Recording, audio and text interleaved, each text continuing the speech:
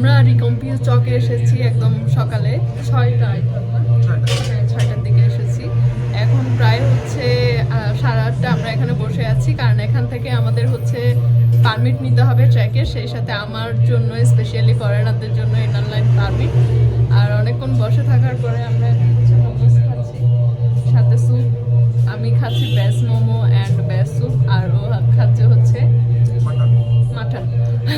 আর এখানের মোমোটা হচ্ছে খুবই চমৎকার, দেখতে যেমন সুন্দর, আর এটা বানানো হয়েছে হচ্ছে আটা দিয়ে, মানে ময়দার ইউজটা হয় না, আটা দিয়ে। আর মোমোটা বানানোর সময় হচ্ছে স্যুপটা তৈরি হয়, আর স্যুপটা এত মজা, জাস্ট বলার বাইরে। আর এটা একদম যেই চকটা আছে, চকের যেখানে গাড়িটা নামিয়ে দেয় ওখানের সামনে একটা দোকান, আমি দোকানের নামটা অবশ্যই দেখিয়ে দিই। সো খাওয়া দাওয়া শেষ করে 10টায় হচ্ছে অফিস খুলবে, আমরা ততক্ষণ পর্যন্ত বসে থাকবো। 10টায় অফিস খুললে দেন পারমিট নিয়ে